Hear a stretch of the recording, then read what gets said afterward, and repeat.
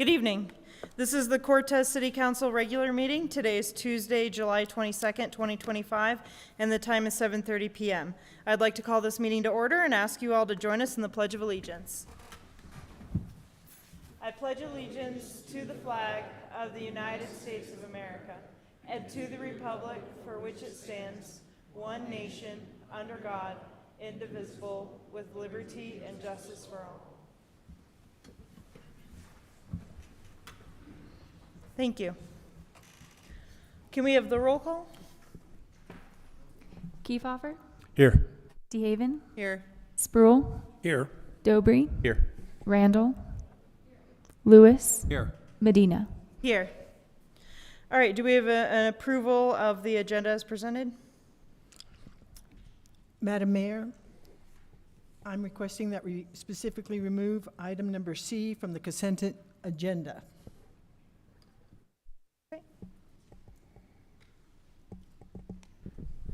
Madam Mayor, I believe the motion or the agenda item we're on is still number 1, isn't it? Okay, so yeah, we'll wait till we're on the consent agenda to do that. But we don't need to amend the agenda then? Not number 1. Okay, perfect. Consent agenda, it sounds like. I move that council approve the agenda as presented. Second. Lewis, Aye. Dobry, Aye. Kiefhofer, Aye. Randall, Aye. DeHaven, Aye. Spruill, Yes. Medina. Aye. All right, we're going to move on to number 2 on our agenda, the consent agenda. The listing under consent agenda is a group of items to be acted on with a single motion and vote. This agenda is designed to expedite the handling of limited routine matters by City Council. Either the public or a council member may request that an item may be removed from the consent agenda at the time prior to council's vote. I'll ask if a citizen or council member wishes to have any specific item removed from the consent agenda for discussion. Madam Mayor, I request that we remove item number C from the consent agenda. All right, our consent agenda is A, approval of the expenditure list for July 22nd, 2025. B, approval of a renewal application for a fermented malt beverage and wine liquor license for Dillon Companies LLC, DBA City Market Number 8, located at 508 East Main Street, Cortez.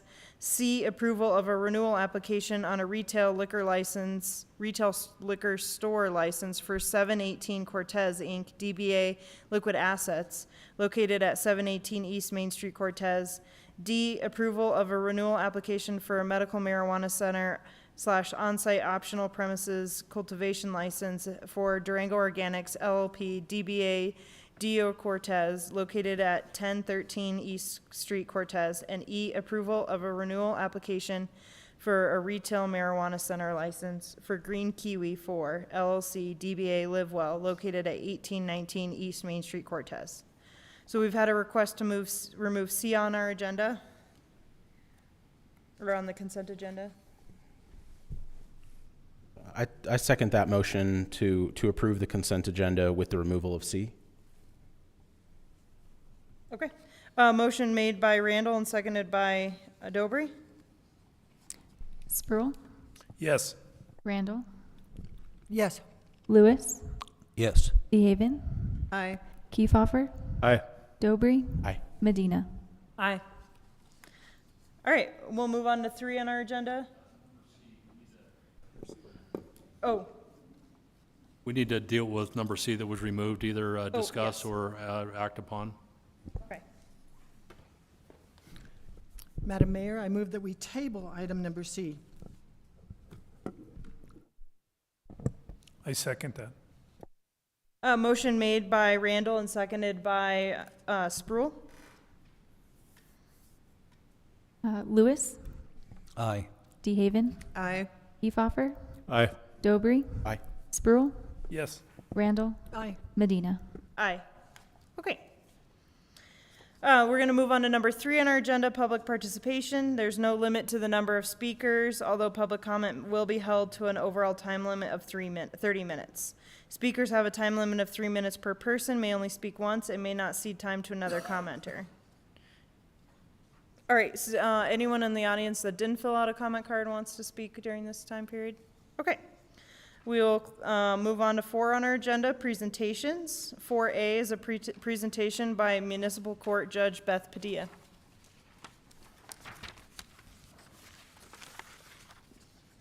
Thank you for being here tonight, Judge. Good evening. I am just here today to provide a quarterly update about what's going on in the municipal court, as always open to any questions that you may have. So first, I will start with just giving you some data, some numbers. We're obviously through our second quarter, and for example, in criminal cases last year, we had 178 in the first 2 quarters, and so far this year we've had 316. So a pretty substantial increase in the amount of cases that we're handling. Our land use cases went from 2 last year to 8 so far this year, so again, a significant increase. Traffic is pretty similar, 171 last year to 167 this year, so relatively consistent. Animal cases are down slightly. We had 4 last year, we've had 6 so far this year. And parking tickets, we've seen a substantial increase. We had 36 last year, and so far this year we've had 126. So pretty substantial increases across the board, which I think the staff in the municipal court would say we are aware of that. We are quite busy, but certainly able to handle all of the cases that are coming in. Does anyone have questions about just the numbers of cases? Okay. Other things that are happening, obviously there's a second reading today of the juvenile ordinance. We do have a specific juvenile docket, which will be the second Monday of each month at 8:30 a.m. Specifically, I chose that time so that any juvenile defendants that are in the courtroom can still get to school on time. Sometimes the district court docket will be right in the middle of the day, and for most of our young people, the last thing they need is to miss more school.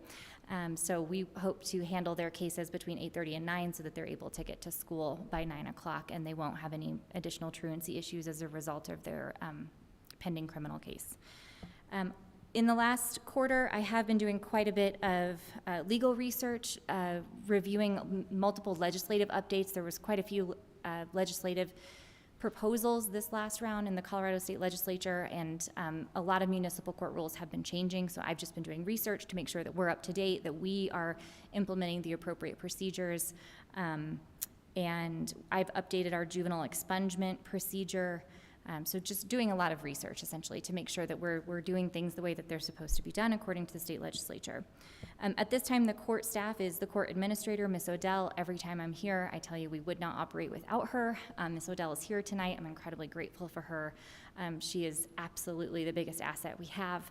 And then we also have a court assistant and now a part-time person that's helping us a couple days a week. And so with that staff, we're able to meet the needs of the community and the defendants that are in the courtroom smoothly without any issues.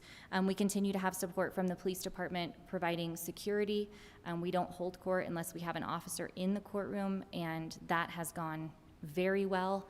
I will say that we've had, I would say, medical emergencies the last twice in the last 6 weeks or so, where I was concerned someone may be overdosing or experiencing some sort of medical issue that law enforcement in the courtroom immediately addressed.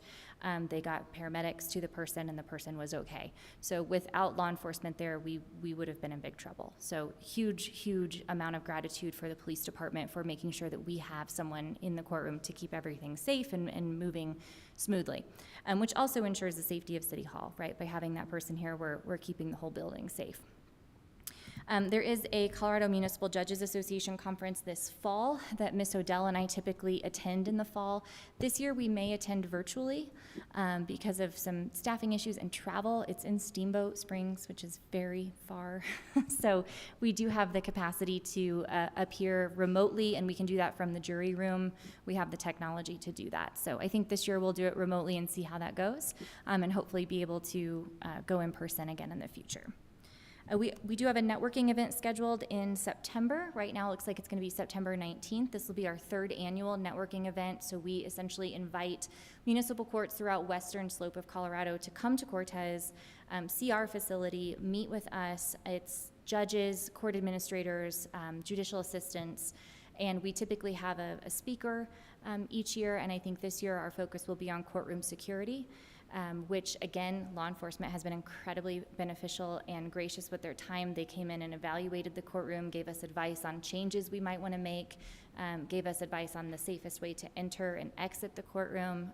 So really, really helpful information, and I think some of that will be passed along in the networking event. And so far, it sounds like there's good response to that. So we'll hopefully have, my hope would be 15 or so different courts, 10 to 15, that will attend. And we'll also have a remote option available for individuals that can't travel all the way here. I think Delta usually attends by WebEx or Zoom. I've also been working on some sort of system process updates, making sure that our records request form has the correct legal citations, updating our useful public service forms, creating new docket systems. So just really doing a lot of the work that I wasn't able to do when I was working for the city less time. So now that I'm here more, we're able to get sort of systems in place that just take a little longer to implement.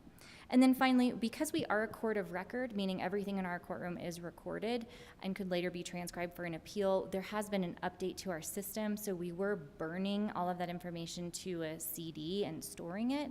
And IT has graciously helped us store that in a more modern fashion. And so now that's all uploaded and it's much more accessible. It's going to take up less physical space. So that's a really important development that we're very grateful that IT was able to help us with. So we're busy, things are going well. I don't have any concerns, but I'm open to hearing any questions or concerns any of you have. Last time you were here, we were talking about the juvenile problem, or the juvenile court, and we were talking about the parents have to be there. And you were going to check to see if they were going to be held accountable or could be held accountable if the kid just doesn't show up. Yeah, I believe they can. They can be held I accountable. believe so, yes. And if you have a juvenile that just doesn't fit, you can refer them back to juvenile diversion? So that would be a decision for the city prosecutor to determine if maybe that's not an appropriate fit. You know, and essentially that would be, they could request that the case be dismissed without prejudice, and then they could refer that back to law enforcement to then file in a different court. Council, I will remind you that the second reading and public hearing on the juvenile ordinance is later on the agenda, and the judge will be here to answer questions at that time as well. Okay, great. Thank you.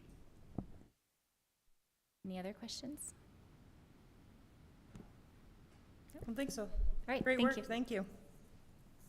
Okay. We're gonna move on in our agenda to 5, our public hearings.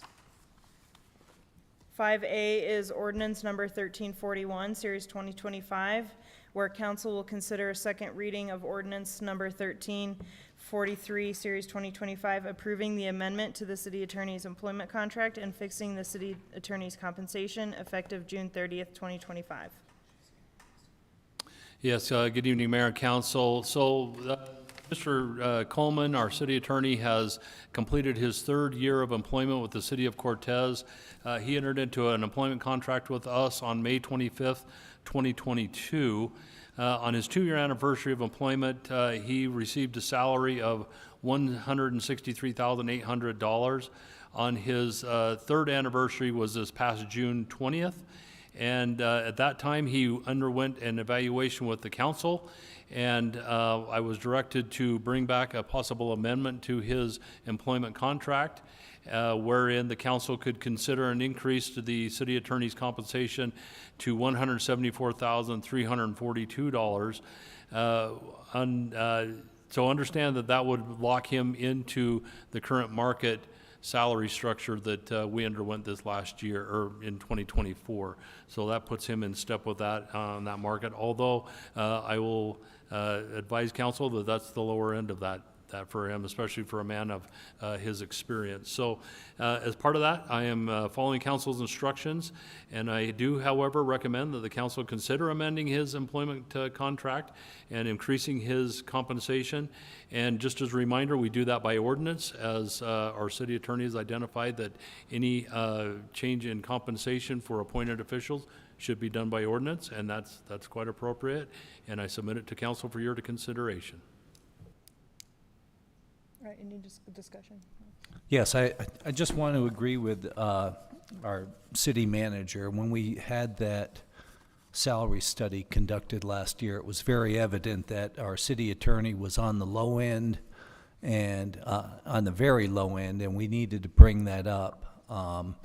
We did slightly, but as our city manager mentioned, it still is on the low side. So I would approve this salary increase. Thank you.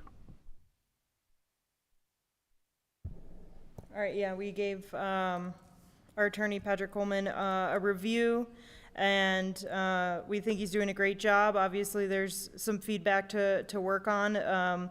The office has been bogged down with core requests, which is the right of any citizen, but it does take time from that office. And so one of our requests was just priority management and time management and soliciting help when needed. But other than that, Patrick's doing a pretty great job in keeping us compliant, keeping us up to date, and a big goal that we have in the next year is updating our charter and our codes of ordinances. So.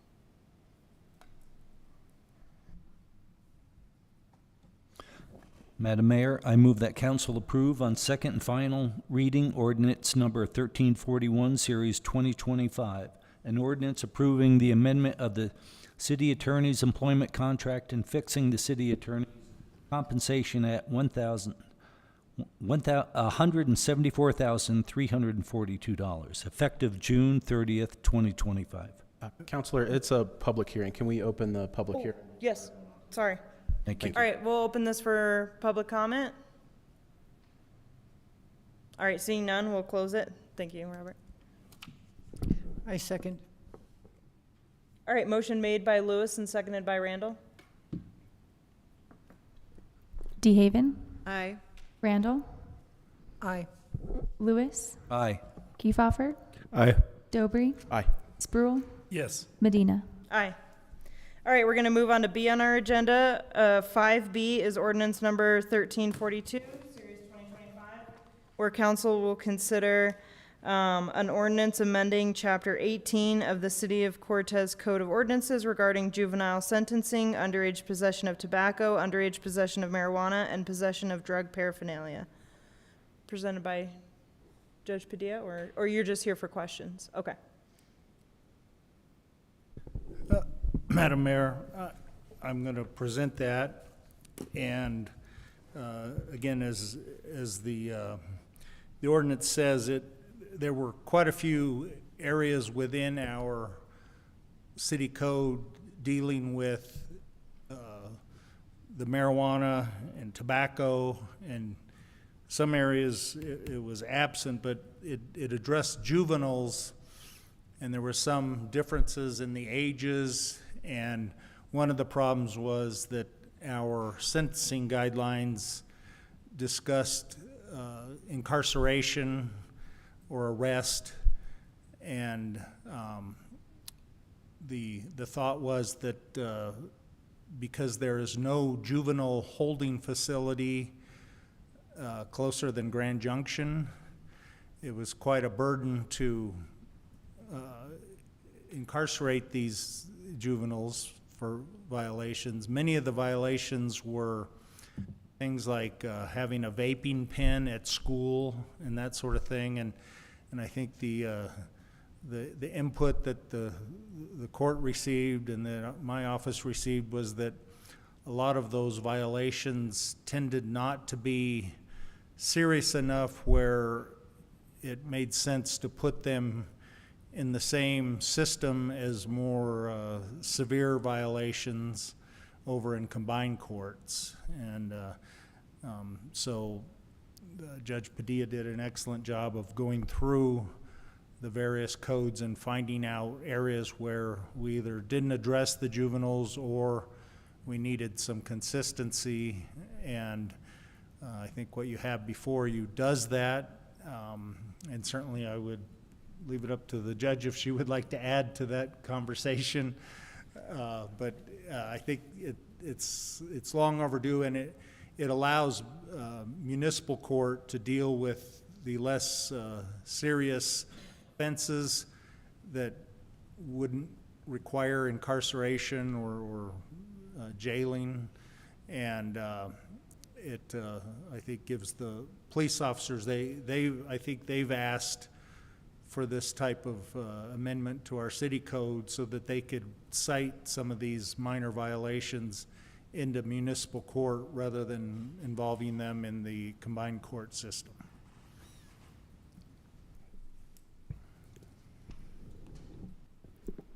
Good evening again. To answer your question as to holding the parents responsible if they fail to appear, yes, I believe I can.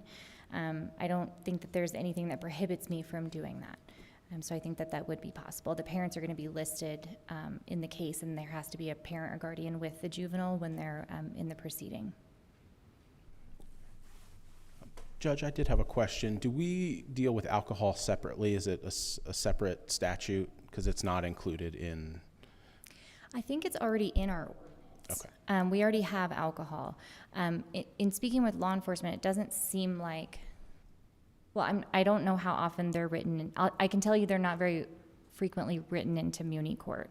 But that may shift as we're now being set up to handle more juvenile cases. You know, and again, it's up to law enforcement to decide where they file a case, right? We don't get to decide that. That's something that the police officers decide whether they go to municipal court or combined court. And then I did have one other question, and it may be for you and it may be for our attorney. Okay. My question is, in the tobacco section, it describes purchase, possess, or use or consume any cigarettes or tobacco products defined in this section, including chewing tobacco at any public place within the city of Cortez. Would that include non-tobacco nicotine products as well? I just want to make sure that we're covering all of our bases there. Like some of the more modern chewing tobacco pouch things are not tobacco, but they're nicotine products. Are we covered there, I guess is what I'm asking. Oh, and like nicotine vape?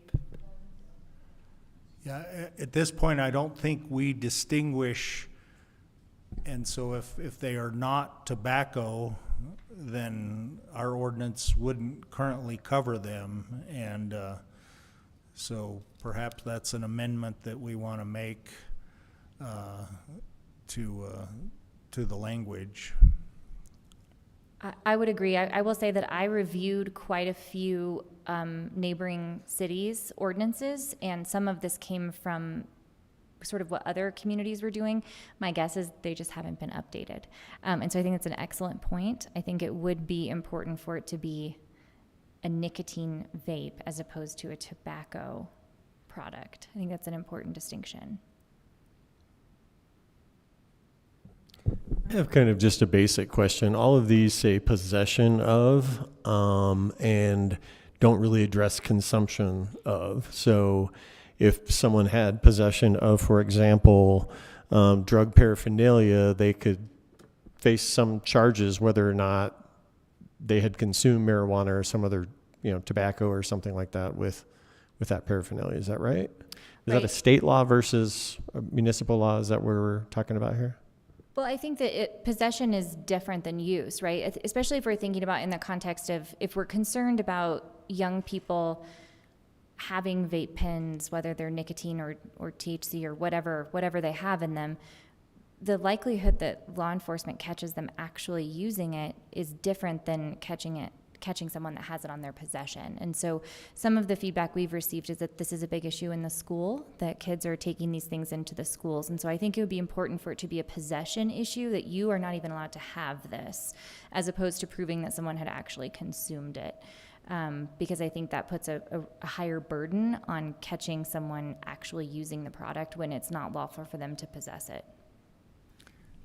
Yeah, I guess that was my point, and specifically around schools and backpack kind of checks and those sorts of things. So right, it's like a strict liability. You can't have it. Like right. if you have it on you, you're in trouble. Yeah, would essentially be my understanding, and I'll turn to Mr. Coleman if he has anything to add. No, I would agree with that, and I would add to Councilmember Dobry's question. we do define tobacco product as any product that contains nicotine or tobacco or is derived from nicotine or tobacco and is intended to be ingested or inhaled. So I think that covers the non-tobacco nicotine products. Good to know. I'm not sure that I'm entirely clear on the alcohol issue again and how that relates to this. Can we go back on that a little bit? And absolutely, and Mr. Coleman, please correct me if your understanding is different than my understanding, but I believe we already have that ordinance in place. So underage alcohol consumption or possession is already in our code, so we're not modifying that anyway, because that part's okay. It's just that some of our, like the way it's written now, for example, you can be in trouble for underage possession of marijuana only if you're between the ages of 18 and 20, not if you're 17. Under the municipal code as it's written right now. So we're just fixing that so that it's anyone under the age of 21 that has marijuana would be in trouble. And so I think our alcohol provisions are all up to date, and it says if you're under 21, you cannot have it. So that's why it's not included in these amendments. Do they go through the same process then as what we're outlining here for these violations? Is the alcohol violations going through the same process? Meaning if someone's charged with an alcohol violation? Right. So if law enforcement perhaps catches someone under the age of 21 with alcohol, they would have the discretion to either file that into municipal court or into combined court. And are the penalties about the same? Yes. Okay, thank you. Okay, any other questions before I open the public hearing? And while you're taking public input, I'm rereading the alcohol provisions of the ordinance, so. Thank you. All right, we'll open this for public comment or our public hearing portion of this. All right, seeing none, we'll close the public hearing portion. Do you need more time, Pat?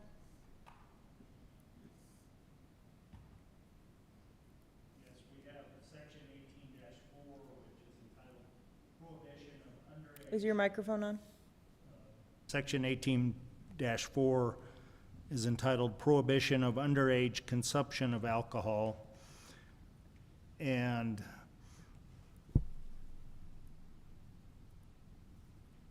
let's see, it talks about any person age 18 to 20 who possesses or consumes ethyl alcohol anywhere in the city of Cortez commits illegal possession or consumption by an underage person.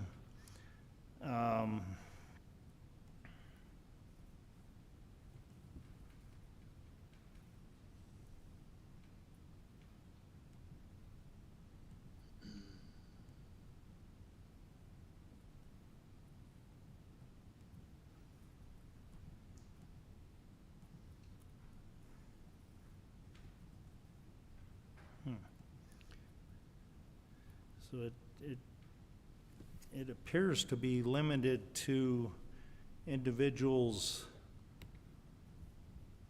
under the age of 20 but over 18, which I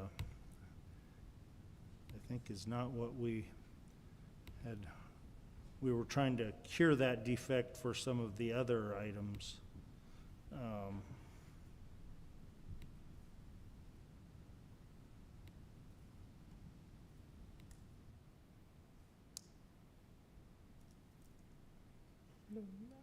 Add it to our list then.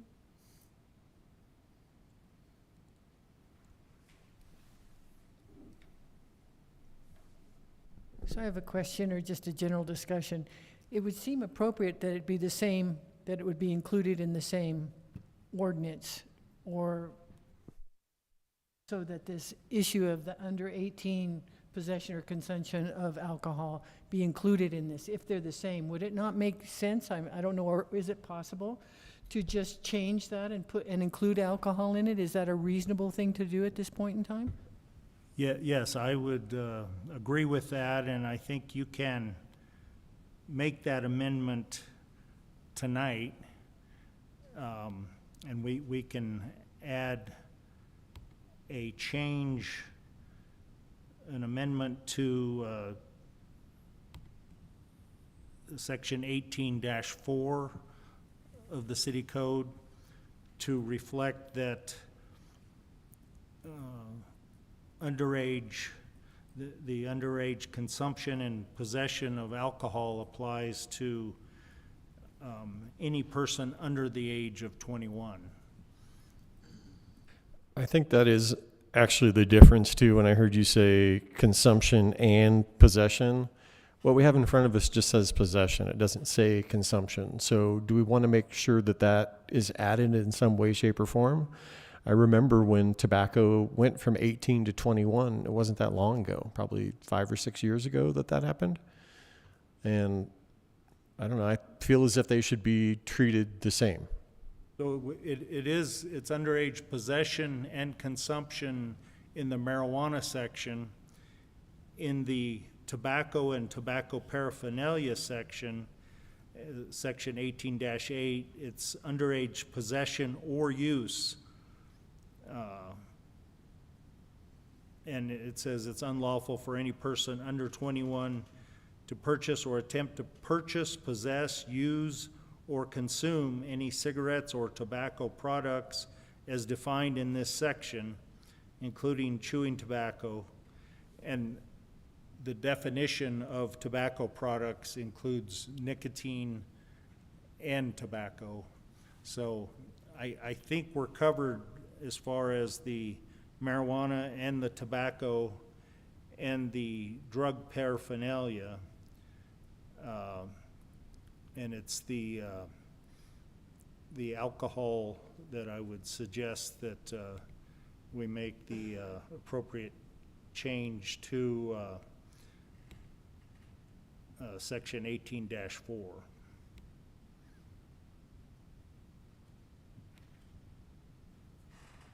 All right, if we were to do that, would we need another meeting, or that would just be codified tonight, signed? I think you can amend that tonight. So if there was a motion to approve this ordinance, you could say with the amendment of including a prohibition of the possession or use of alcohol for persons under the age of 21, and that would be an amendment to section 18-4. Council, would that, should the addition of purchase be included in that? So it would read purchase, possession, or consumption of alcohol in that amendment to section 18-4? Let's see, I'm trying to think what the current language.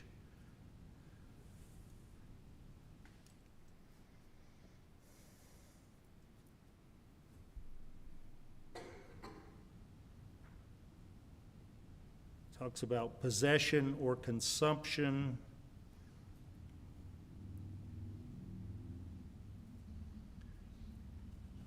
So certainly we could, and I would suggest that we make the language consistent with the marijuana and tobacco in terms of the purchase, possession, or use.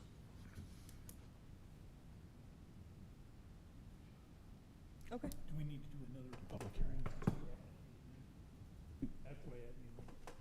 Do we need to do an addition, do we need to do a public hearing since we've added and amended? No, you frequently, or not frequently, but you often amend ordinances. If you were rewriting the whole thing or something like that, I would say bring back a new ordinance. I think just adding the alcohol to be consistent with marijuana and tobacco. If you'll recall, the current code already prohibits it for persons under the age of 20 and over the age of 18. State law prohibits it for anyone under age 18. So it would just be a matter of allowing officers to cite individuals under the age of 18 in the municipal court, whereas currently they would have to go to combined courts. But I think you can make that amendment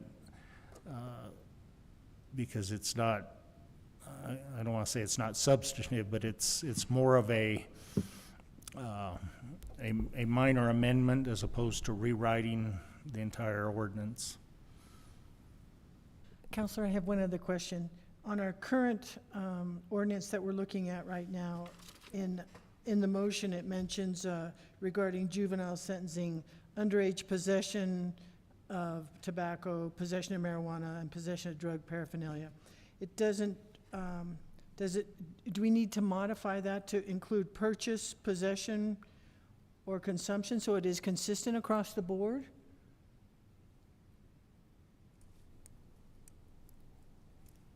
You're wanting to say purchase, possession, or use under all of those? Is that needed? I mean, to keep it consistent across all? I think it wouldn't hurt to add that. And I would add alcohol to that juvenile sentencing. I think the judge will agree with me that.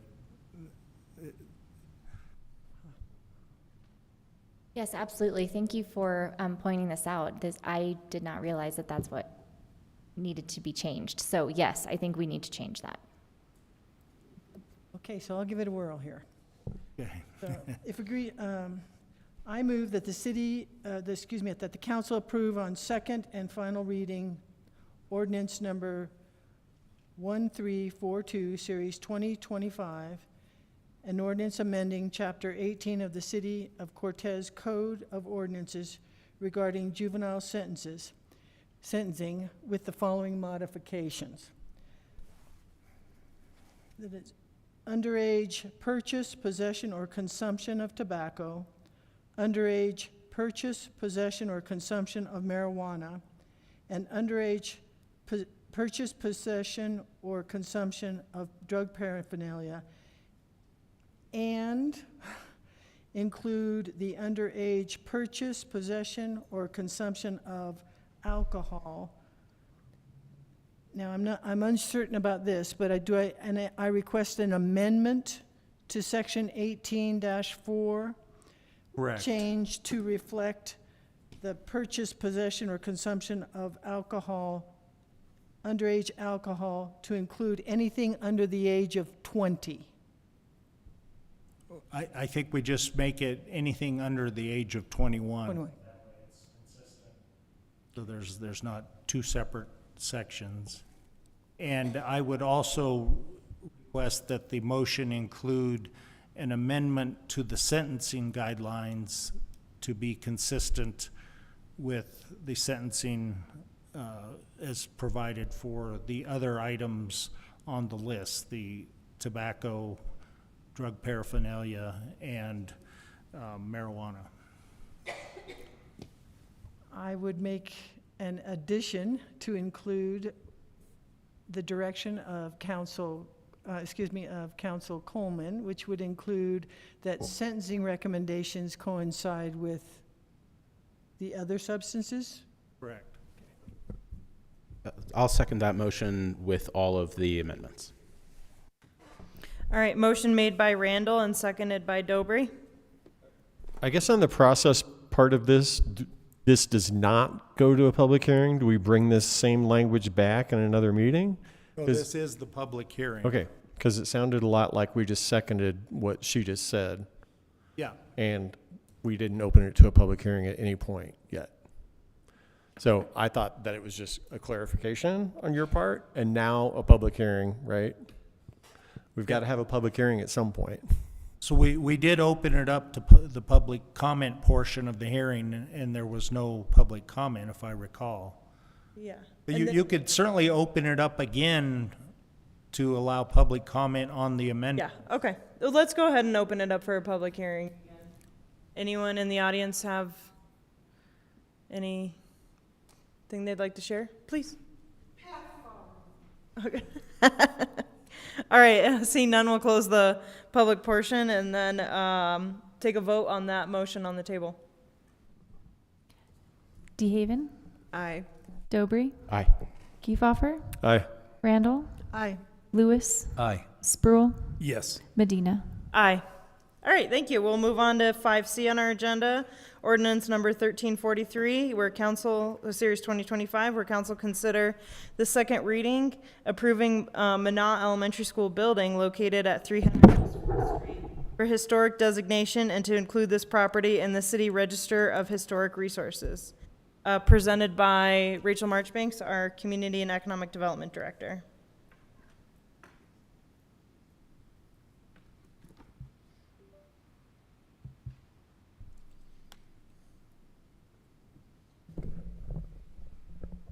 Greetings, Mayor and Council. The Montezuma Cortez School District has applied to the Historic Preservation Board to have the Manah Elementary School building located at 300 East 4th Street listed on the City Register of Historic Places.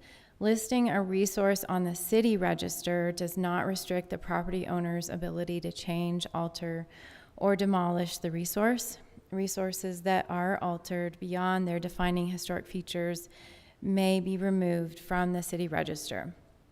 Resources listed on the City Register may be eligible for state historic preservation tax credits and or grant funding through the State Historical Fund. The Cortez Historic Preservation Board unanimously voted to recommend the Manah Elementary School building. Let's see, I already said that. Based on the cultural criteria outlined in Chapter 7, which I will go over in my presentation.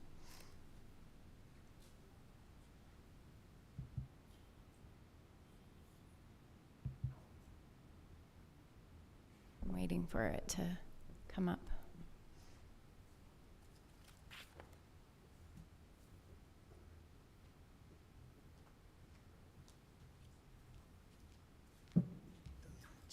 It's not very happy.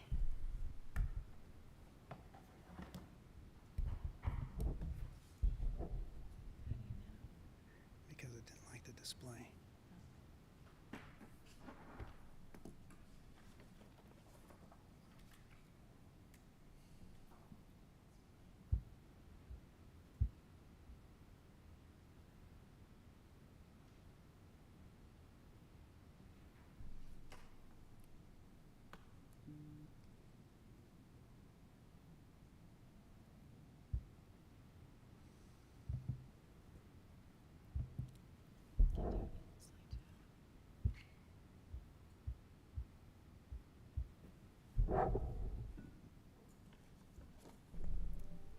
Sorry for the delay.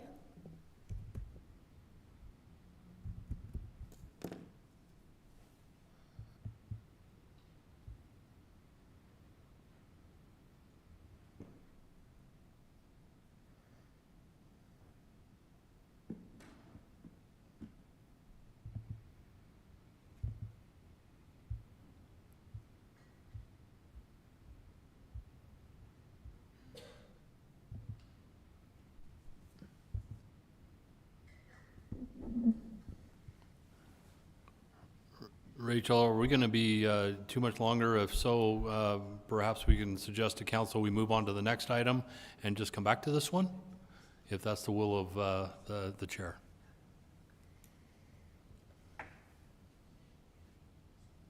I can go over it verbally. It's just that I can't show you on the map what's there. It says no. Okay, yeah, let's just go over it for, Okay, I'll do that. I think we all know where Manah Elementary School Okay. is. It was South working. side of town.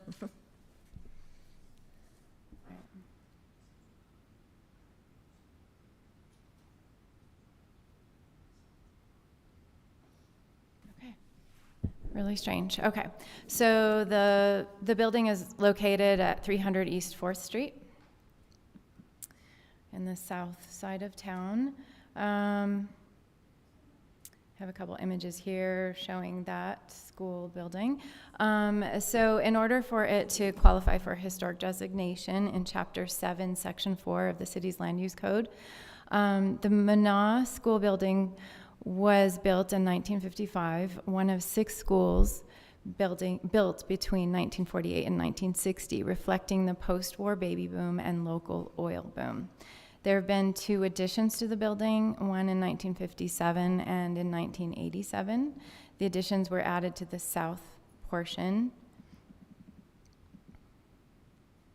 The standards for designation, alteration, and the standards for designation are as follows. The board and city council should consider the following criteria in reviewing the nominations of properties for districts and districts for designation.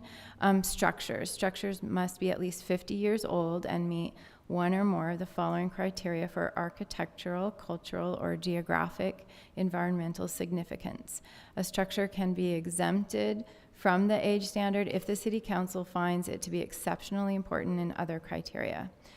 And the other criteria is architectural, cultural, or geographic environmental criteria, which means historic structures, sites, or districts shall meet one or more of the following criteria in order to be considered for designation. Architectural and exemplifies specific elements of an architectural style or period, is an example of the work of an architect or builder who is recognized for expertise nationally, statewide, regionally, or locally, demonstrates superior craftsmanship or high artistic value, represents an innovative construction, materials, or design, represents a built environment of a group of people in an era of history. So the criteria, the findings here of the historic board are craftsmanship, which is the brick work and brick construction of the building, the overall massing plan and form of the building, and the projecting fins.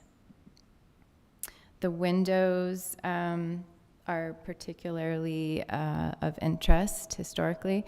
The glass block is a unique architectural feature, and the projected bay entryway. Also, for Chapter 7, Section 4B, as far as the cultural criteria, it includes a site of historic event that influenced society, exemplifies cultural, political, economic, or ethnic heritage of the city, or is associated with a notable person or the work of a notable person. And in this particular criteria, we believe it has historic, cultural, it meets that criteria. In the general criteria, it retains the original design features, materials, and or character, and is in the original location or same historic context, and it has not been moved. And so I have some photos here of the building in 1955 and then some recent photos, which it's pretty similar, other than that addition, which I mentioned on the south side. And that is it from me. There's in your packet the minutes from the Historic Preservation Board. And I don't see Mr. Burris here. He was going to try to make it for the meeting, so I don't know if there's anybody here to represent the school.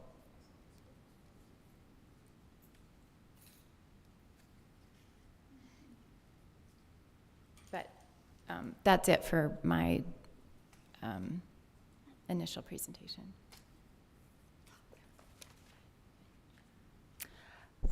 My name is Karen Sheik, and I have been asked to work with the district in moving the project forward to see about repurposing the Manal School for affordable housing. And so one of the first steps in this process was to have this particular building be designated an historic preservation site, with the intention then of securing a grant, an assessment grant, whose funding would be used in part to evaluate the building and see if in fact it is something that would be suitable for conversion to affordable housing. The intention of the district then would be to, within the limitations that are required by the state, to offer housing units to teachers. A survey was done several months ago in which the staff was asked if having affordable housing available to them would increase the chances of them staying and working in this school district, and the response was yes, that it would. And so this is something that the district is trying to move forward on. As I'm sure you're all aware, when we have an empty building in our community for any period of time, vandalism occurs, and over time the building just begins to disintegrate because it hasn't been used. And so if there are some ways to be able to reasonably repurpose this building and have it meet a need that I think we would all agree affordable housing is an issue in our community, then this is something worth pursuing. So I don't know whether any of you have any questions with regards to this that I might answer, or if your packets have already provided you with enough information to be able to make a decision. Any questions? Okay, then I'll go ahead and open this up for public hearing portion. Do we have anyone from the audience who would like to make a comment on this topic? All right, seeing none, we'll close the public hearing portion. Do we have a motion? Madam Mayor, I move that council approve on second and final reading ordinance number 1342, series 2025, an ordinance amending I've got the wrong one, I'm sorry.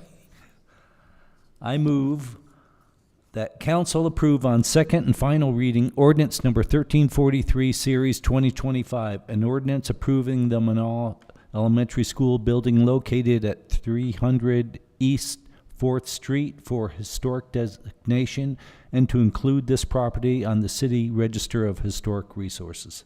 Second. Motion made by Lewis and seconded by Sproul. Kiefhoffer, Aye. DeHaven, Aye. Dobry, Aye. Sproul, Yes. Randall, Aye. Lewis, Aye. Medina. Aye. All right, we're going to move on to number 6 on our agenda, unfinished business. We have none. So we'll move on to 7, new business. 7A is a signature authorization for a 2025 CLG grant acceptance and risk assessment form, presented by Scott Baker, our grants administrator. Good evening, Council, Mayor. I'm bringing to you tonight a self-certification risk assessment form that History Colorado asked from us upon their award of the 2025 CLG grant, which will support a project to examine the remains of a CCC camp over in the Gear open natural area.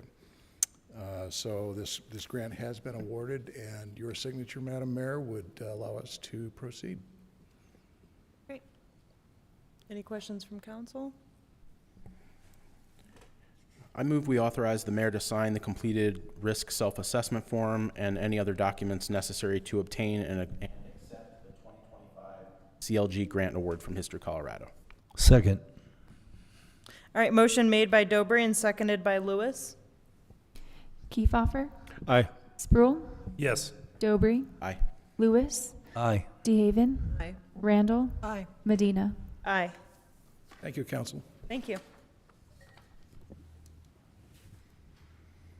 All right, 7B on our agenda, letter of support for CDOT federal grant application, a 2025 U.S.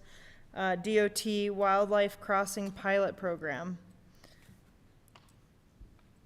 Yes, Mayor and Council, coming to you tonight with a possible letter of support for CDOT in their attempt to seek a grant for the Highway 160 Mesa Verde Wildlife Connectivity Project. So in short, we all know how dangerous wildlife is, especially in early morning or late evening hours along Highway 160. This would be an attempt on the part of CDOT to provide a wildlife connectivity overpass, underpass. I'm not sure exactly what it would look like, but kind of like what's over towards Bayfield over there, that would be of great help to our area. We are, as staff, are certainly in favor of this because it would help improve public safety on that highway that we all use, and are suggesting to council that you approve and authorize the mayor to sign this on behalf of the city of Cortez.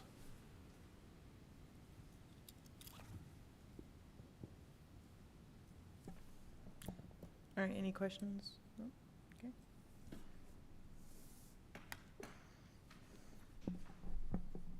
I move, I move to approve the letter of support in collaboration with the Colorado Department of Transportation and Colorado Parks and Wildlife in support of the Wildlife Crossing Pilot Program and authorize the mayor to sign on behalf of the city. Second. A motion made by Spruill and seconded by DeHaven. Randall, Aye. DeHaven, Aye. Kiefhoffer, Aye. Dobry, Aye. Lewis, Aye. Spruill, Yes. Medina. Aye. All right, we'll move on to 7C on our agenda, Mesa Verde Country Visitor Information Bureau contract compliance issue. So we'll consider imposing the financial penalty on Mesa Verde Country for breach of contract for noncompliance with audit requirements. Presented by Drew Sanders. Yes, Mayor and Council, come to you with a very difficult task this evening. So trying to take a complicated issue and boil it down as best I can verbally in a meeting. So under our charter, we collect lodgers taxes, and 80% of that by charter has to be spent on promoting tourism. The city of Cortez does that by contracting with Mesa Verde Country Visitor Information Bureau, and they use those tax dollars to promote the tourism basically for us. We have a services contract with them, and because of the amount of dollars, which can range over $300,000 up to $305,000, I think it is the top. Because of that, under our GFOA auditing rules, they are considered what's called a component unit, which means that they are in fact a legally separated organization, but we are, as the government, still financially accountable for their financial statements. In fact, we have to include them and have them audited as part of our annual financial statements. However, as part of our contract, the city of Cortez, we have to have our audit done by June 30th by state statute. And because of that, our contract with Mesa Verde Country indicates that they have to have their audit to us and their financial statements by April 1st. So that did not occur. Our finance team, since the first of the year, has been in contact with Mesa Verde Country and was told several times that he is working on it and would provide the completed audited financial statements in a timely manner as per our contract. However, that did not occur. And as it has ultimately resulted in the necessity, as you know, in June, we had to request the council authorize us to seek an extension for our audit because we could not make that June 30th deadline. So going back on history of this, repeated attempts to obtain this information from Mesa Verde Country were met with the same answers and no results. We were promised and not delivered. On May 29th, the finance team approached me, and I suggested to them that they contact the audit firm retained by Mesa Verde Country and try to get some information directly from them. However, when that occurred, the auditing firm told us, or told our team, that they had not received any financial materials or other documents for Mesa Verde Country, and therefore were not able to start their audit. Since that time, we have confirmed that the auditing firm has received those documents, but for some reason they have not, and we saw one email that said, well, they can't do anything about it now because they had other entities that also had due dates on June 30th. So to bring this into context, the Mesa Verde Country Visitor Information Bureau did sign a contract with the city of Cortez for this service last on April 1st, 2023. In fact, that was signed by Brian Bartlett, who is the executive director of Mesa Verde Country. Per section 14 of that contract, which is included in your packet, it reads that, quote, on an annual basis, on or before April 1st of each year, the contractor shall provide an audited financial statement to the city. It goes on to say, if the contractor fails to timely provide an annual audited financial statement, the city may reduce the third installment payment due to them on July 1st of each year pursuant to a previous section by a penalty of $50,000. Now, council, this clause was specifically inserted into that contract by me because of other issues we've had in the past with Mesa Verde Country. However, I had really hoped that that would serve as such a deterrent and would be strong enough to dissuade them from ever coming close to violating this. It was never intended that we exercise this. However, here we are. The reality is, council, that this circumstance has placed us, meaning the city of Cortez, in a very difficult situation, especially given our history. Not only were we forced to seek an extension, but also it risks causing damage to the public trust over a circumstance that we cannot control. Furthermore, the lack of candor repeatedly exhibited by the director of Mesa Verde Country has significantly inflated our concern. To date, the city has still not received completed audit for 2024 from Mesa Verde Country. The auditing firm has, however, promised our finance team that they will have that to us on or before July 31st. July 31st, according to our auditing firm, is the absolute last moment, last day that we can get it to them and then expect us to meet our extended deadline of September 30th. And honestly, it is, this has caused an absolute ripple effect and has caused just an absolute tear in our ability to get our audit completed. There has been many staff hours lost to this problem at all levels, and this has been a significant cost to taxpayers that would have been better used to serve our community as intended. So based upon the totality of the circumstances, council, the risks involved, the cost of staff time lost, the very real potential at this point of damage to the all-important public trust, and the fact that the audit has still not been received, staff recommends that council exercise the contractual penalty of a reduction of the $50,000 for their final 2025 payment. And I submit that to you, and will welcome any questions. So are we gonna have to ask for a second extension then on our audits? Is that what you said with the state? We don't know, maybe. Okay. I mean, we're down to 8 days, less than that because part of that's a weekend. So we're down to like 6 days. So yeah, we're right down to the wire, and honestly, we're very, very concerned about this. Okay. Do we have any questions before, we've got Mesa Verde Country in the audience? Any questions before I invite them up? Is this the time to open up about the Mesa Verde contract, or we just want to discuss whether or not we want to penalize them with the $50,000?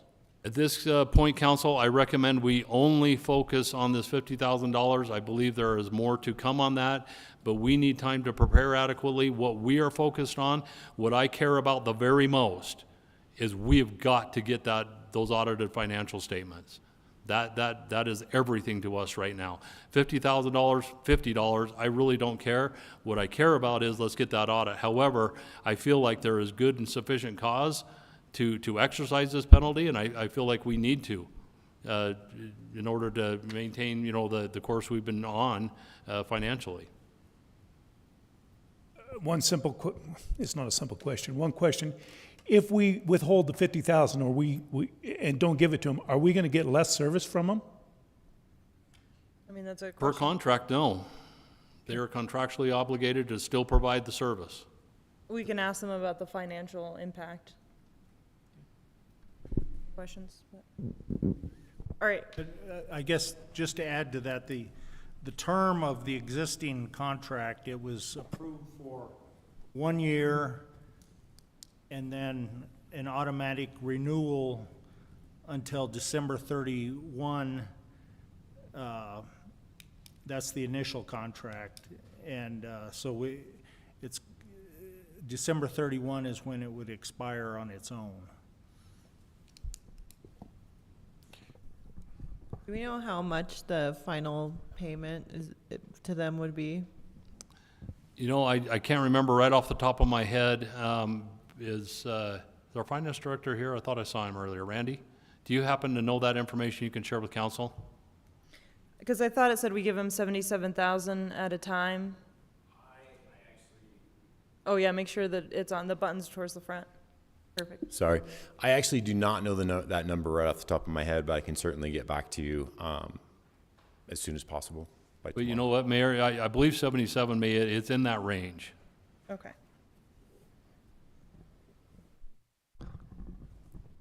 Council Coleman, can you refer me to where it states the renewal is on that contract?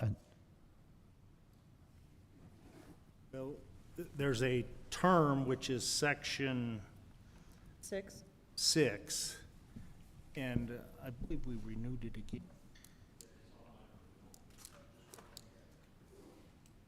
'24 was the 1 year.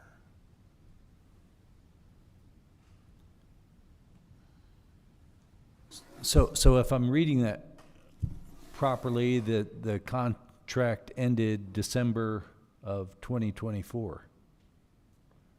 I'm thinking we renewed it again, but I don't have that. That's not part of this initial contract. Do you recall? No, we have not done it again. It was our understanding that it automatically renewed unless somebody canceled it. So if it does show here that it did expire in December 2024, then that's the case. We have not done anything else with them.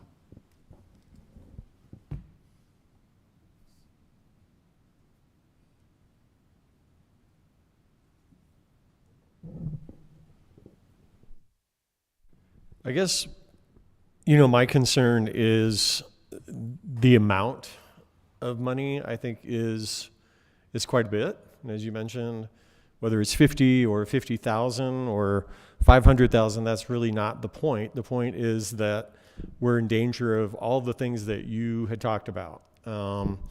And I guess what I would hate to see is, as a school teacher, so many times I know punitive measures don't necessarily work. And I wish that we had some other creative kind of approach to this, because it feels a little bit like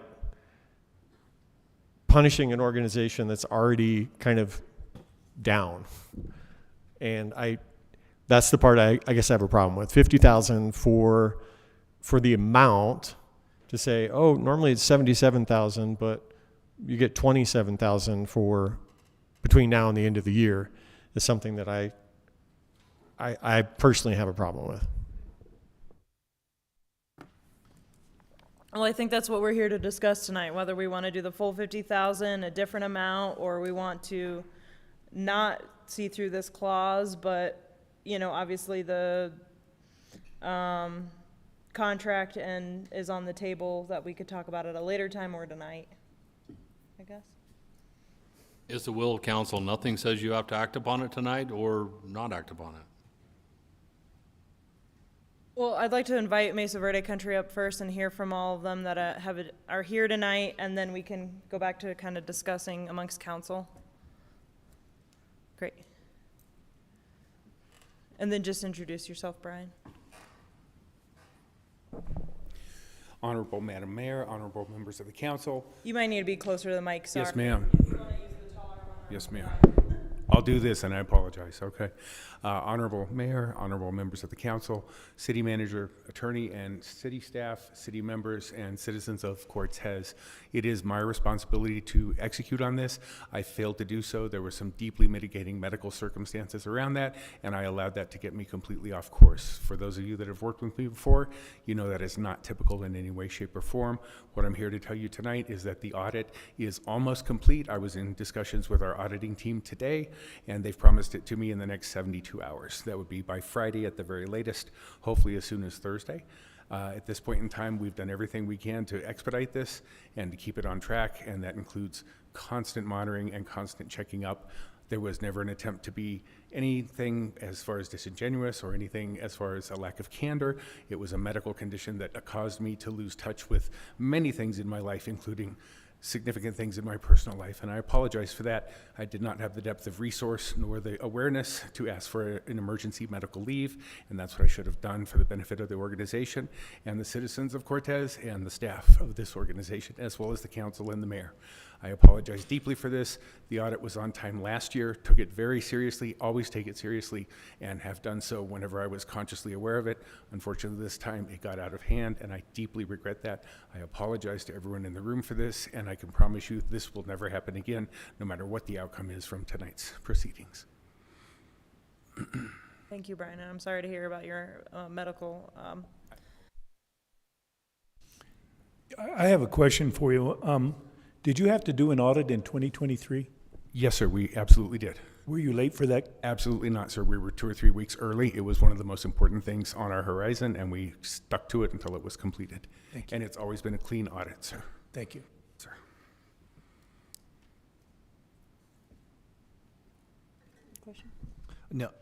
No, I don't have a question, but I do have a question for Attorney Coleman. And I want to go back and look at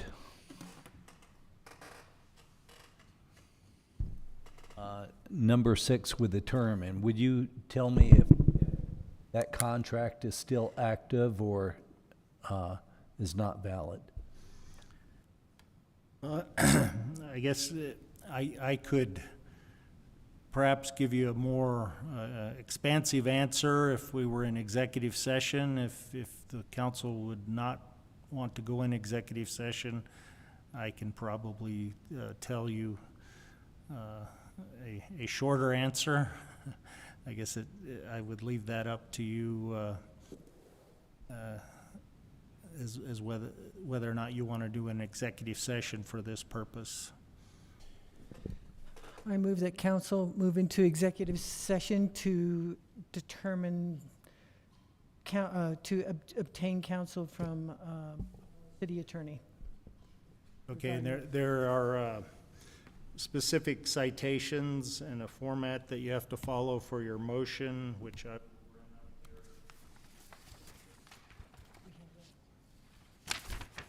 Let me see. I don't know if I have an old one. I know it's like pursuant to CRS dash Stand by, we'll find one. 402 4B. Do you have your form in front of you, Mayor? No, I just memorized part of the. Okay, let's see.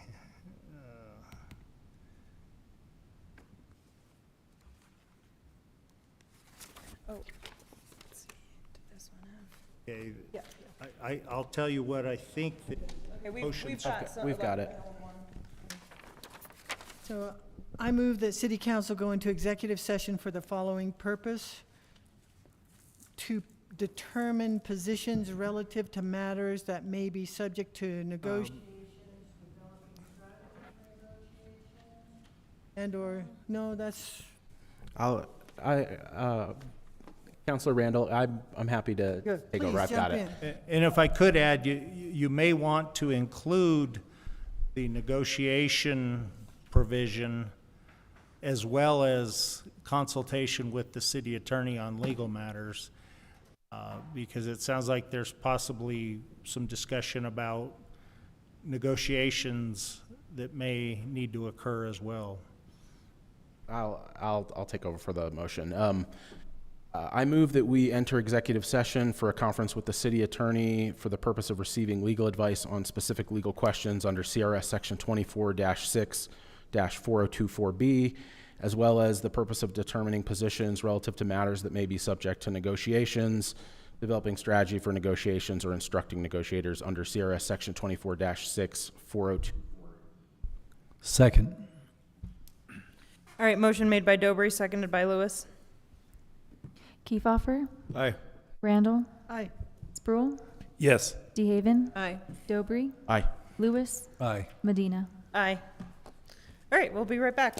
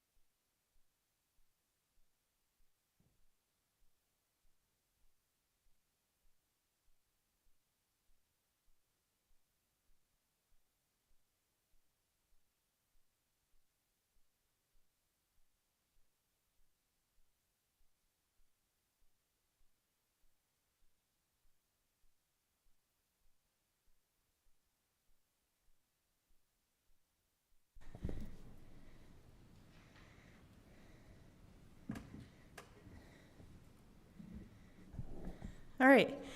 It is still July 22nd, 2025, and the time is 9:13 p.m., and the executive session has concluded, and council is now reconvening in open session. Those persons participating in the executive session were myself, Mayor Rachel Medina, Mayor Pro Tem Dennis Sproul, council members Matthew Kiefhofer, Lydia DeHaven, April Randall, Bill Lewis. Hold on, sorry. Gosh, sorry. Robert Dobry, and Matthew Kiefhofer. Also participating were City Manager Drew Sanders and City Attorney Patrick Coleman. No adoption of any proposed policy, position, resolution, rule, regulation, or formal action occurred during the executive session. If any members of council or a member of the public believes that the subject matter of the executive session was not statutorily authorized, or that the discussions that occurred in executive session strayed from the announced subject matter, please speak up now. All right, seeing none, do we have a motion or a discussion? Okay.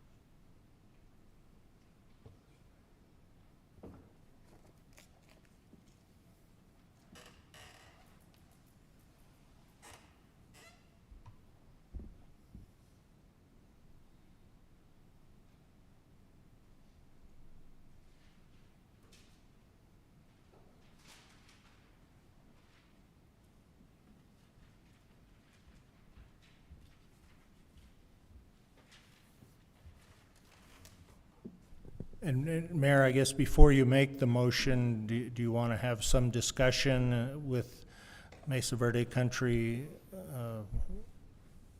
Okay.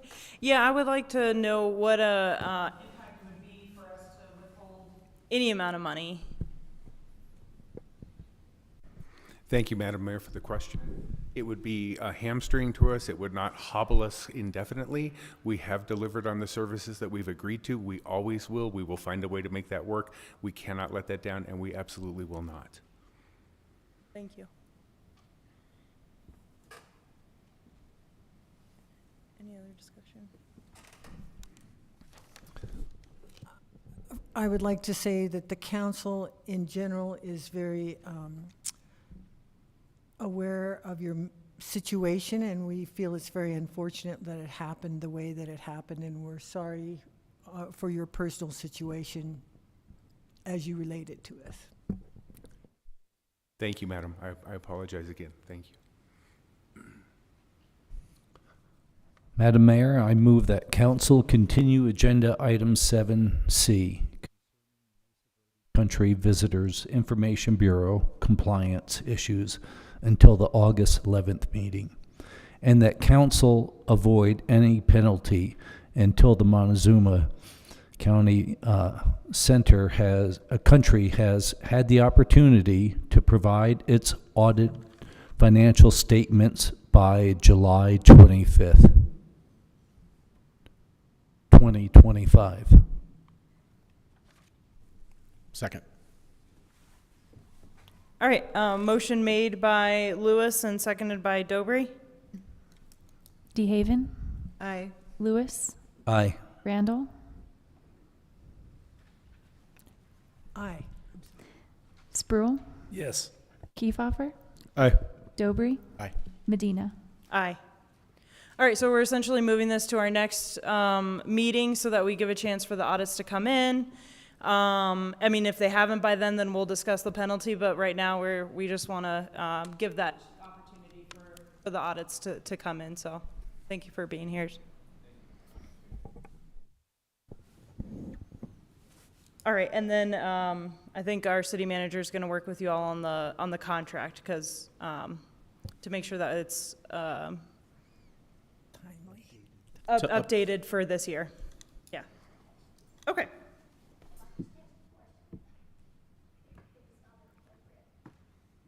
Do you want to come to the microphone?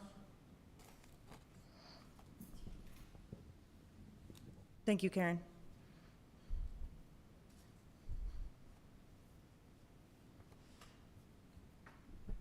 So is what you're saying is that you don't think that the contract is current for this year? I'm just wanting to clarify that.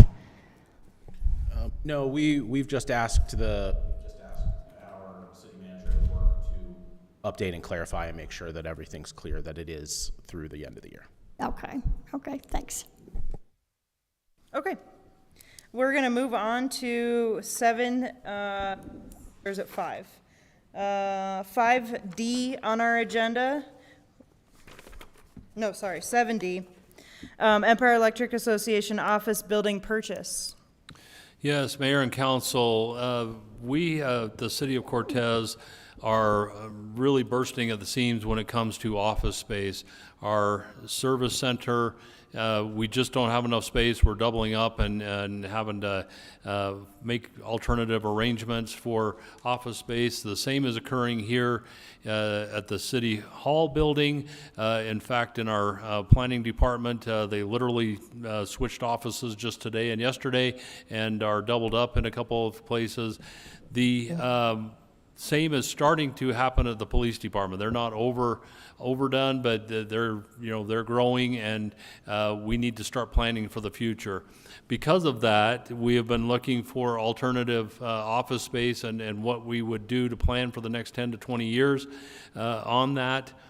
We have several options, but one option that came available to us was that we were notified over a year ago that the Empire Electric building will be going up for sale. They are building a new structure out at their main campus further west on 491. We have been working with council for many months, and we've also been instructed by the council to negotiate with Empire Electric to come to a suitable arrangement on purchasing that building. That has now occurred.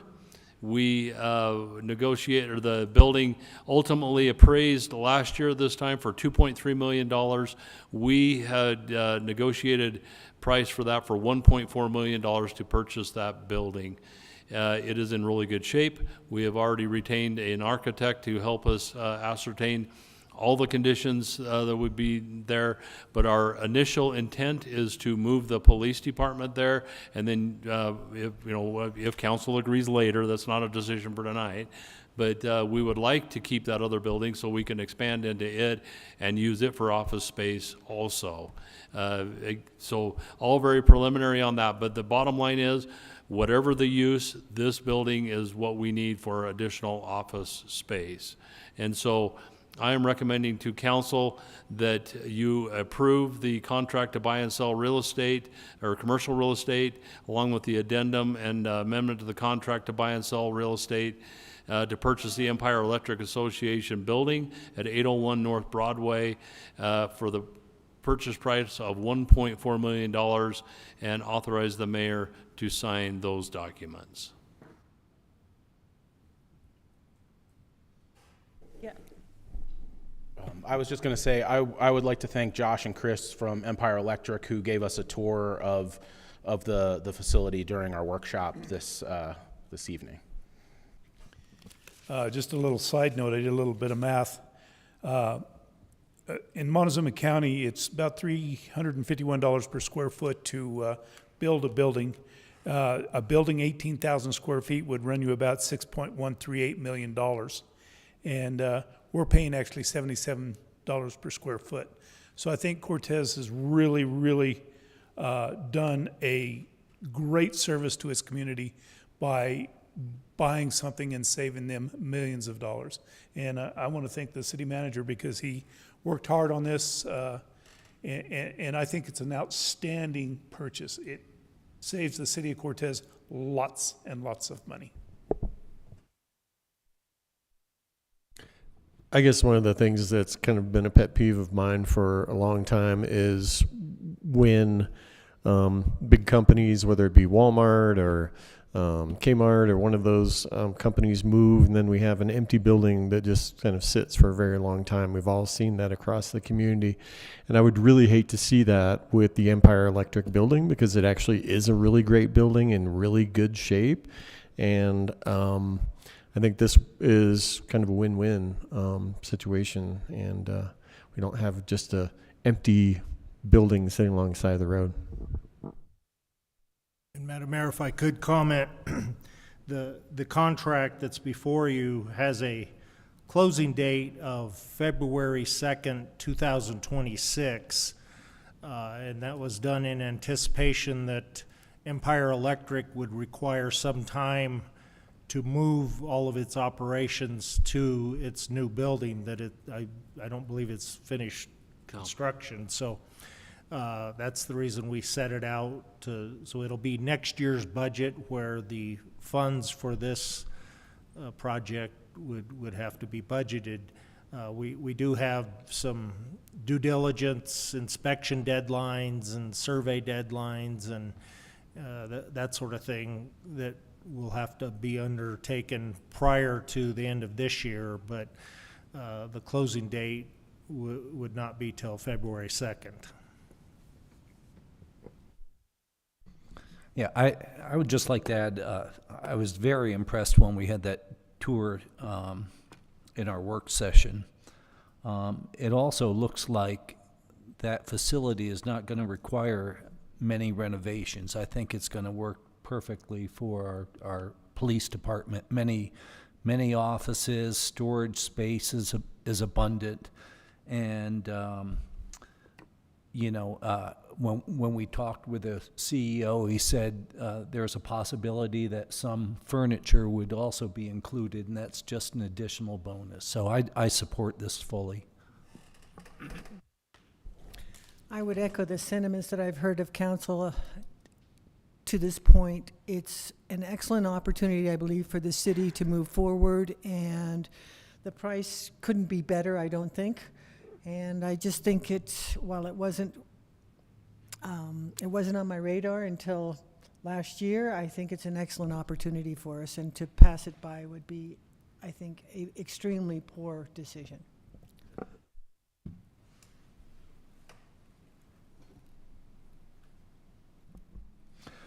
Madam Mayor, I move to approve the contract to buy and sell real estate and the amendment to contract to buy and sell real estate by and between the city and Empire Electric Association Incorporated for the purchase of the office building located at 801 North Broadway, Cortez, Colorado, aka the Empire Electric Building, and authorize the mayor to sign the contract and the addendum on behalf of the city. Second. Motion made by Lewis and seconded by Dobry. Spruill, Yes. Lewis, Aye. DeHaven, Aye. Randall, Aye. Dobry, Aye. Kiefhoffer, Aye. Medina. Aye. All right, exciting. Thank you. A lot of work went into that, and I'm glad that we can repurpose that building and plan for future growth. So, thank you. All right, we're going to move on to 7E on our agenda, CDOT Aeronautics Grant Resolution State Appropriation of Runway Rehabilitation Project, presented by Jeremy Patton, our Airport Director. Good evening, Madam Mayor and City Council. I come to you tonight with the CDOT grant award. This is basically you're going to request authorization for the mayor, Madam Mayor, to sign the grant when we, as part of the runway project that we know is going on this year, right? So little more background on that. That wasn't supposed to be done until 2029 or 2030. I've been pushing for the last few years to get this done, and we've been designing it since 2023 and doing all the environmental respects for the project and all the back end work to do this. And so the funds for this project are coming from the Airport Improvement Program, AIP, Bipartisan Infrastructure Law, which is now IJA. If you guys aren't aware of that, Bill and IJA are one and the same as we move forward. American Rescue Plan Act, so ARPA, and cede Aeronautics, and local match. There will be a separate federal grant resolution coming your way. We are still working out some of those details. Just this morning, the FAA did tell us that we are receiving all of our entitlement and discretionary funding for this project. So this is well over $8 million. We anticipated 5. So and only one bid. So I'm going to be coming to you next council meeting with a few items, one being the contract for the Four Corners materials, and then the federal grant narrative, which is also asking authority for you to sign those when we receive them. Any other discussion on that, I'd be glad to go into if you'd like, but for the fiscal impact, as outlined on page 2 of the agreement you received, again, this is state only, but there is a breakdown showing everything. $8,126,082 for 95% federal share, a 2.5 state match, 2.5 local match, and there's also a $500,000 in overmatch that the state threw our way, and that is a 90-10 split. Okay, so that is going to go into the final work. After everything's done, we're going to seal coat, and crack seal, seal coat, and repaint all the markings on the taxiways in addition to the runway. And make the place, just spruce it up, right? We're a little behind on some of that stuff. So again, total federal funds, just federal piece, will come out to around 7.1, almost 7.2 million. So with that information, staff's recommending that council approve the grant resolution and authorize the mayor to sign for submittal to cede Aeronautics so they can program this grant. So any questions? Any more background you needed? No, not a question, Jeremy, but just a comment. I'm pleased to hear that this grant's not being reduced, because that was my first concern. And I think something that's this substantial, a 2.5% match on our part is fantastic. And I want to applaud you on what you're currently doing and what you've done with that airport. It just continues to get better and better. So thank you very much. Thank you. I just wanted to second what Councilor Lewis said. I really appreciate your work, and I really do appreciate, and I hope our community appreciates what our airport and improvements to our airport can do for our community and our economy and our tourism economy. So thank you. Thank you.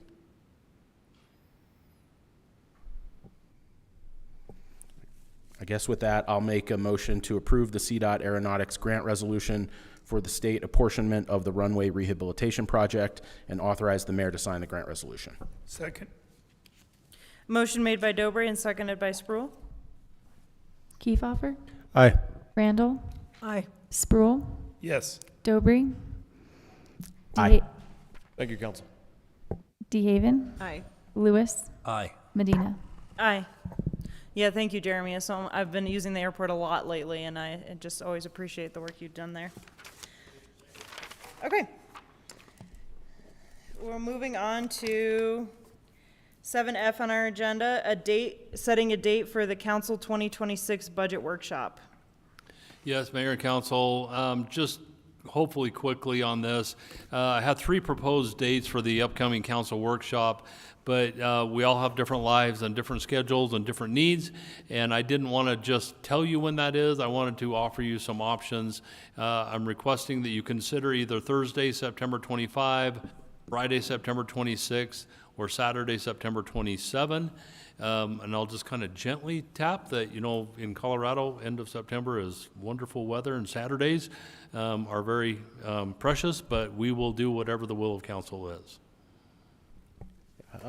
I just wanted to suggest, and if it would be okay with the rest of council, that Friday, September 26th, avoiding the weekend, but also for council members who work, Thursdays can be a little more difficult, and Friday there tends to be a little more flexibility. So if that would work for council, I would ask that we could do Friday, September 26th.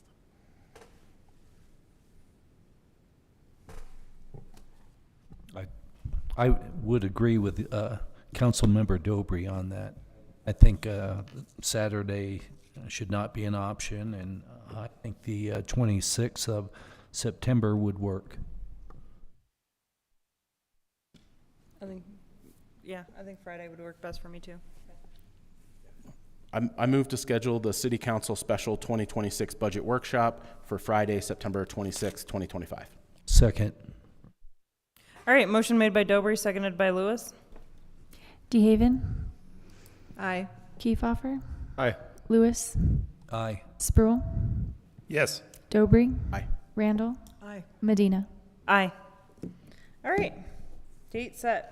Okay, we're gonna move on to number 8 on our agenda, draft resolutions / ordinances. We have none. Agenda item number 9 is city attorney report. Thank you, council, and in a follow-up to your request that perhaps I provide you with more information, I'm going to give you a little update on what I've been doing the last couple weeks. As you just approved the Empire Electric contract, I spent quite a bit of time drafting it and revising it and working with the city manager to negotiate terms on that. I've been spending a lot of time the last couple days reviewing revisions to the employee handbook that I worked on with the Human Resources Department, and we've got a new draft that I'm now reviewing, and it's over 60 pages long, so it's taking some effort. Just looking at other contracts, did a airport lease assignment, and I sit on the land use code revision committee that we met again for the first time since you adopted the new land use code, and I believe you've been informed by the Community and Economic Development Director that we're in the process of addressing changes that staff or the public have noticed since the new code was adopted. And so we had our first meeting, and we're looking at amendments to the new code. And also working on the marijuana and natural medicine ordinances to bring that to council later next month. And so that's about all I've been up to, or at least a summary of it. If you have any questions, I'm open to hear them. No, thank you, Pat. We appreciate it. All right, we'll move on to 10 on our agenda, city manager report. Yes, Mayor and Council, due to the hour, I'd like to just quickly synopsize what I've got here. We'll just have the rest posted on the website if somebody wants to read the full version. Just quickly, the skate park repair contract has been signed, and they anticipate starting after school starts around August 11th or August 18th, somewhere in there. Just a reminder of the upcoming balloon rally, August 1 through 5 of this year in Parque de Vida. The Cortez Library having their Movie in the Park event, that's continuing on the first Fridays through October. The next one will be August 1st. And also just notifying that, or as we just talked about it on the date for the workshop, but we are starting in earnest on our budget process. So any questions from council, happy to field those. Otherwise, we'll just post the full version on the website. Sounds good. Thank you, council. All right, we're going to move on to 11 on the agenda, city council committee reports. 11A is the mayor's report on the workshop, and we spent our workshop touring the Empire Electric building. All right, other board reports? We'll start with Kiefhoffer. Yes, Madam Mayor, the Parks, Recreation, Forestry Advisory Board met on Thursday, July 10th, 2025 at 3 p.m. in that room right there. And we heard a report on the Forestry Subcommittee. They met on June 18th, and their two main topics of discussion were tree replacement downtown and trees that are in the right-of-way. One of the highlights from the rec user group was that we heard a little bit about the online registration that was working really well. And actually, a citizen had shared that with me personally as well. We had an update on the park ranger program. Things are going really well with that. The hours currently are 12 to 9. In an effort to cover other hours during the week and other days of the week, there may be another halftime person employed as a park ranger. And then we talked about our 2026 budget prioritization.